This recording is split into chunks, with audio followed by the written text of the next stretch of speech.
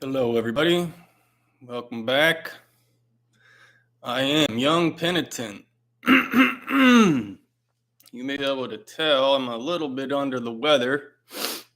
I actually tested positive for COVID a couple days ago. So now, before you get all up in arms about that, sometimes people get upset when someone says they have COVID. They get mad at people online, like, you're admitting that it's a thing or it exists. So, well, I got the test. Someone I knew got tested positive, and I started getting sick. So, had a little home test, and I took it, came back positive, and hasn't been that bad. I just been last couple of days mostly been sleeping a lot, getting better. Took a lot of vitamin C. Took some ivermectin. I actually had some in my medicine chest, my up in my medicine chest. Actually, you guys remember the story about Joe Rogan? He got COVID, and he went to his doctor, and his doctor prescribed him ivermectin, and everyone started saying, "Oh, you took horse dewormer," and he was like, someone on CNN was accusing him of that, and he actually sued CNN. I don't know whatever happened to that. Whatever happened to that lawsuit? I wonder if he won or maybe it's just being dragged out. Who knows? Well, he went to an actual doctor and got the medicine prescribed to him. But me, what I actually had was this is what I had in my closet. I bought this. This is actually, you can see the picture of the horse on there. This is horse dewormer. I got this stuff from Amazon like a couple of years ago. I used it the first time I got COVID, and it actually really, after you take it, you take a dose of it, and you can actually, like, in an hour, you start to feel like significant relief. The stuff actually works. So yeah, this is safe. This is safer than I'm not saying like medical advice, like you should do this or that, I'm not saying this so you can do it, but you can do it if you want to. This is safer than aspirin. You take a bottle of aspirin, you might die, but if you take a whole tube of this stuff, it won't do anything to you. So how you use it is you squeeze out a little bit onto a spoon. You take about as much as, if you wanted to use this Durmectin, you can go down to your farm home store or whatever and buy it. It's cheap. And you squeeze out the amount, like on a toothpaste commercial, when they show you how they put a big fat little strip of toothpaste on the toothbrush. That's about how much you take of this paste, and you can take it for 5 days. And so that's how you do it. There's your instructions. I looked it up online and everything, so I'm not just making this up. So yeah, I'm getting back. I'm getting better. Getting recovered from COVID. It wasn't too bad. I had a friend who said, what did he say? White Rabbit told me, he said, I refuse to test for COVID. And I thought, well, that's actually probably a smart idea. I mean, because he said it's just the flu. We never used to test for, it's actually not even as bad as the flu anymore with this new variant. And so if you even test it, you're sort of like feeding into the feeding the whole narrative or whatever. So I suppose that might be a strategy going forward, is if you get sick, just call in sick. You don't have to necessarily test yourself or whatever. I don't know. So there's that idea. So today we're going to talk about religious, going on pilgrimage. And going on pilgrimage is something that Orthodox Christians ought to incorporate into their spiritual practice. And this includes going to holy places that were involved in the earthly life of Jesus Christ, going to monasteries, visiting places, holy places where there are relics of saints or wonder-working icons. and you derive great benefit from this. And one thing I noticed is that a lot of Orthodox Christians, they'll do everything else that they're supposed to be doing. They come to church, they pray, they fast, they read religious, spiritual books, but they don't go on pilgrimage ever. You never see them going to monasteries. It's like it's like they're afraid to go to a monastery or something like that. And I'm not sure. Well, I'm not sure why that is, but I have my guesses. And it's similar to how some people are afraid to show up to church if they're not churchgoers, because they might be afraid that, they feel like they're sinners, and that their sins, people will be able to people will see that. They'll be able to recognize that when they show up, and so maybe the Orthodox Christians who are going to church, maybe they don't want to go to a monastery because they're afraid their sins might come to light. But whatever makes manifest is light, right? And we should come to the light. So I don't see why that's not really a valid reason not to go visit a monastery. That's just my guess. I don't know if you have another reason why people aren't. If you think why people aren't going to monasteries or going on pilgrimages, write it in the comments below.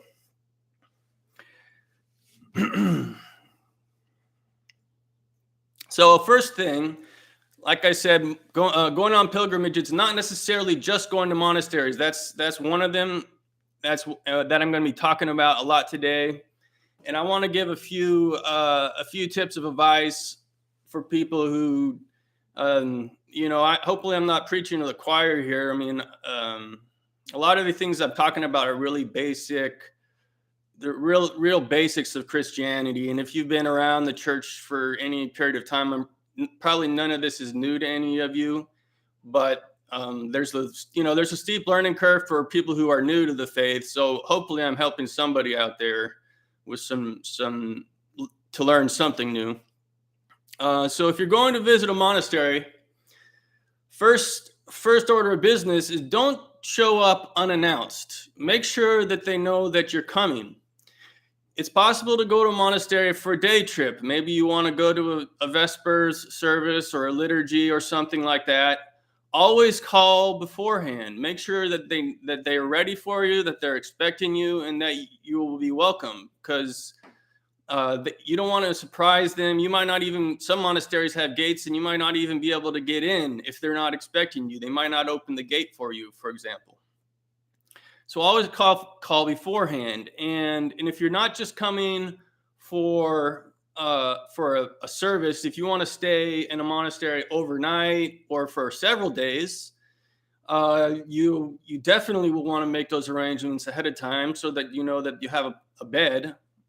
But if you are new to this monastery and they don't know you, I think the protocol that we use in the Russian church is that your priest should actually contact the abbot of the monastery or the guest master for you, and he can recommend you to them. Say this is a baptized Orthodox Christian, and he's in good standing with the church, and so forth. This way, that the monastery will be spared a lot. It spares them a lot of trouble, because sometimes people who are in trouble spiritually can come to monasteries and disturb them. I mean, the monasteries want to help people as much as they can, but they don't want to have their own peace disturbed. And sometimes disturbed people will show up and cause a trial. So have the first time you're visiting a new monastery, perhaps different monasteries have different protocols for how this is done, but either have your priest arrange for you to come, or to introduce you at least for the first time you're visiting that monastery. And when you come expecting, if you're going to stay for 3 days, then you'll usually, if you're staying for 3 days or less, then you won't be expected to join in any of the work of the monastery. So you can just expect to relax and go to services and maybe read, bring a book, bring a life of saint to read in your downtime. Maybe walk around. A lot of monasteries are in the wilderness, so you'll be able to walk around on forest trails in the woods or whatnot. But if you're going to be staying for longer than 3 days, you should expect to join in the work of the brotherhood. So they'll be asking you, whatever they might be doing, they'll probably ask you to pitch in. So bring some work clothes, bring some boots if you want to stay at a monastery for longer than 3 days. Also, another so that's.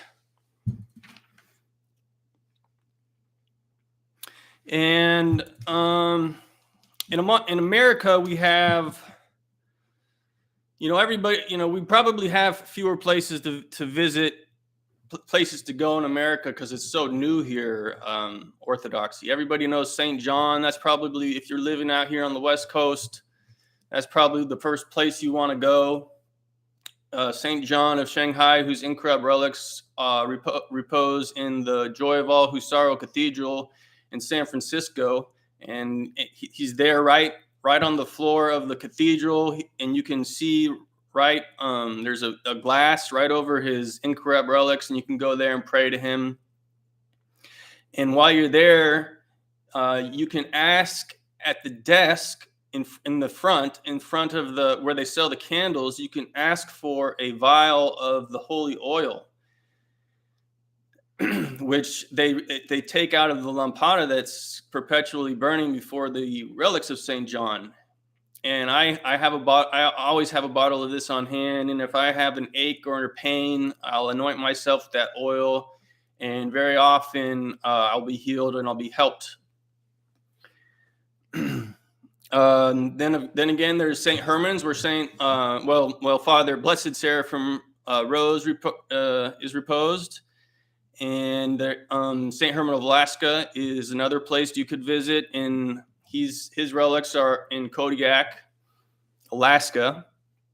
We have several holy people over in Jordanville that also are buried there. There's Brother Jose, who is the keeper of the myrrh streaming icon, the Ivron myrrh streaming icon of Montreal, which that icon has disappeared now, although we have another one in the Hawaiian one, which is now streaming myrrh.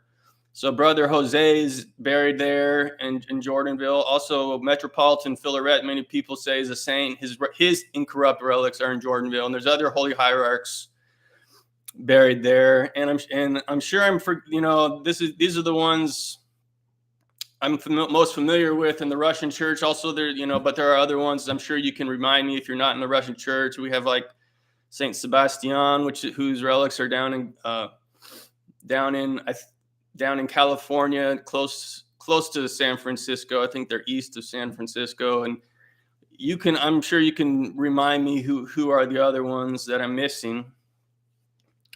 So those are some possible places you can visit in America. There's many more places over in Europe and in the Holy Land. Jerusalem, where the Lord was born. No, not Bethlehem, where the Lord was born. Jerusalem, where he did all his teaching, where he died and resurrected. Mount Athos, of course, is a great place to visit if you can make it. And in other traditional Orthodox countries, there's going to be countless holy sites that you can visit. I mean, you can just get your fill of holiness, I'm sure. So that's my rather lengthy introduction. Let me get to my 7 benefits that I have chosen to share with you today of going on religious pilgrimage. First, deepen your faith. You will be having contact with our brethren, the monastics, and we should hold the monastics in high regard as the Mother of God does. The Mother of God loves monastics. The Mother of God was the prototype of monastics. She was, in a sense, the first monastic. And she loves them, and we should love them too. And they spend their whole life in church. They're in church, then they go to the refectory and they're hearing the lives of saints read, and then they go to their work and they're saying the Jesus prayer, and then they go to their cell and they're reading and doing their cell rule. All they're doing, their whole life is dedicated and focused on prayer to Christ. And it makes a person holy. It really does. These monasteries are set apart places for a reason. And being in contact, just being around, sometimes just the sight of a holy monk is enough to edify a person. So your faith will be deepened just by being around this holiness and by being close to these monastics who have dedicated their life to Christ. 2, you will leave behind earthly cares, like in the liturgy when we say, we pray to leave aside all earthly cares. When you're going on a pilgrimage, it's time to set aside your day-to-day existence. Think about turning off your phone. Don't check your email or your news feed on the internet.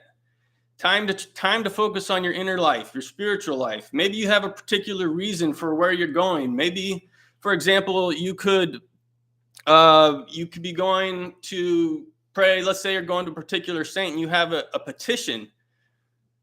Maybe you are looking for an answer to a particular prayer. Maybe you want to find a wife, for example. So you go to St. John, and I gotta mention this, Brother Augustine, in the chat. Thank you, brother. That's a big that's a big help to me, just to see Brother Augustine in the chat. Thank you for stopping by. I think that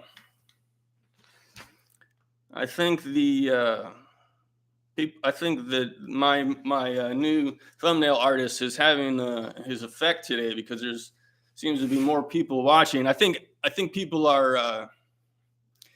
must have just got back home from church, hopefully, and you are plopping down in front of your computer in time to just chill out for a little bit and maybe watch a live stream. Nothing wrong with that.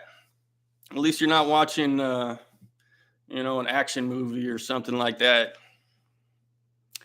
So we're leaving behind earthly cares, and you're leaving behind your day-to-day life, your stress, your job, all these things. You set them aside.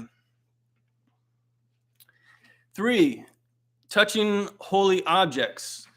Besides just visiting monasteries, you don't necessarily have to go to a monastery on your pilgrimage, but you can go to venerate the relic of a saint or a wonder-working icon. We don't have this as much in America, but we have it. We have icons which are mirror streaming or what have you. And these when we confess the incarnation of Christ, we confess that the creation can become holy and sanctified, and matter becomes sanctified. And when you go and you touch the relics of a saint, that grace can be imparted to you, and you can take away some of that grace, and you can pray to the saints.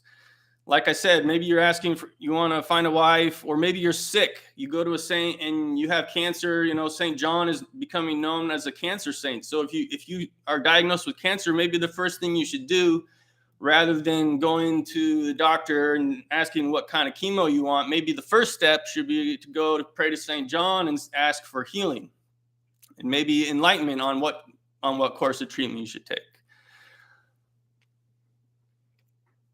You could be asking for spiritual guidance and direction. Maybe you're feeling lost. Maybe you're having doubts about the faith. This is actually this is more of a temptation for people who are born Orthodox. People who have converted to the faith. They know what they have because they had the experience of not having it. And so they're sure, they know that this is the truth. We don't have to ambiguate, but people who are raised in the faith, they might not necessarily have had that conversion process. It was sort of just a natural thing growing up with the faith. And so they might have to have their own conversion when they get older. So you can ask for prayers from saints for help with these problems. 4, this is one that I picked up that I like myself, is that you can meet other pilgrims. Now, we know that Orthodox Christians are the best of the best people, these people who love God.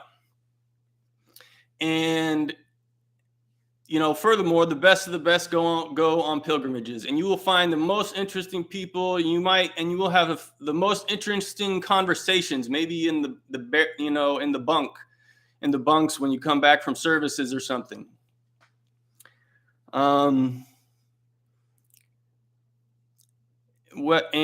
So meet other pilgrims, interesting pilgrims. 5, develop a relationship with the monastery or with monastics.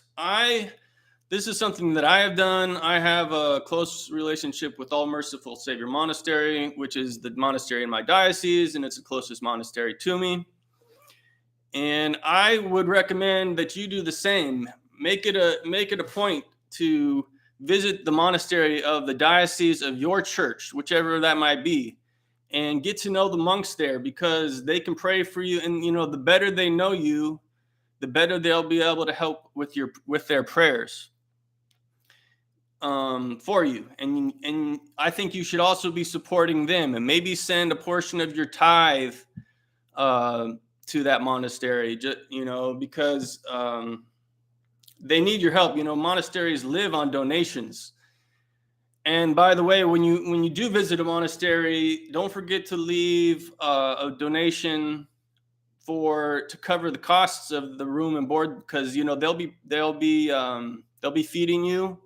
You'll be expected to show up at the meals at the monastery trapeza, and usually an expected donation is about $30 a night per person, which is, if you think about it, that's a very cheap.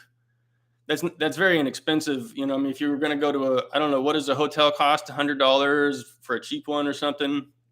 And here you're getting a clean, a bed with clean linens. You're getting meals, and you could be getting advice from the monks too, if you make time to speak with one of the priests, which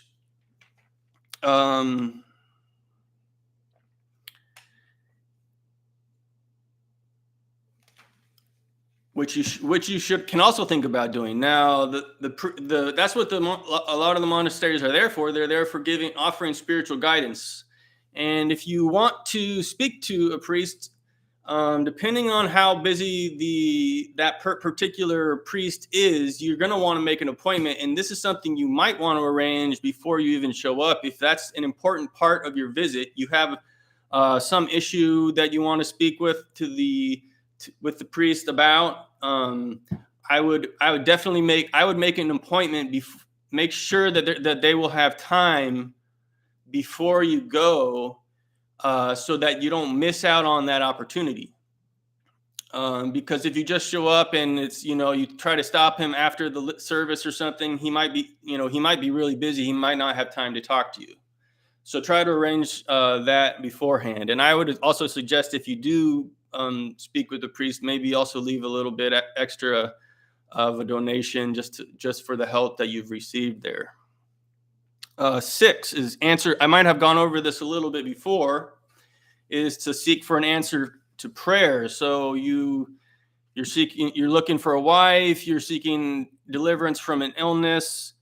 Maybe you're beginning a new job, a business. You want a blessing for that from a saint, or maybe you're looking for a job, whatever it might be. You're seeking for an answer to prayer. It's a great time to go on a pilgrimage. When I went to Mount Athos, there was someone there who was he was dying of cancer, and he had young children, and he wasn't even very old. He must have been 50 years old, and he went to the Holy Land in Mount Athos. He wanted to touch as many relics as was possible if he could, if possible, if he could be healed. And unfortunately, it wasn't Lord's will, and he passed. But that is something that people do if they're seeking for healing. They can go on a pilgrimage. And seventh, lastly, the last thing is to be renewed, to seek renewal. When you come away from a monastery or a pilgrimage, when you're coming home, it should be like a new day. You have renewed vigor for life. You left your earthly cares behind. You were focusing on prayer, your inner spiritual life. You woke up early. You went to the services. You ate with the monks. You had some time in silence and contemplation, hopefully. Many monasteries, they will have a rule where you actually do not speak during the day unless there's a reason to. So you might have had some quiet time for contemplation. That's not every monastery. Some have different, more laxity or strictness with regards to that rule. But you should be renewed, and you're coming back, and that's a great thing. And so that is my 7 benefits of going on a religious pilgrimage. So this is the most, it says out there in the corner that I've got, good day, I'm just dropping by. Oh, Sean, that's Sean with the thumbnail, man. Your thumbnail is helping me. I'm telling you, I have 6 concurrent viewers right now, which is like the most I've ever had. He likes the suit. Thanks. Okay, thank you, Sean. So this is great. So happy Sunday, everybody. Don't worry, I'm getting over COVID. It wasn't even as bad as the flu. It's kind of like a cold. I was just tired, sleeping a lot. And so thank you again to Brother Augustine for showing up in the chat. That's an endorsement if I've ever seen one. All right, guys. I'm going to end the stream now. Thank you for stopping by. I will see you next time.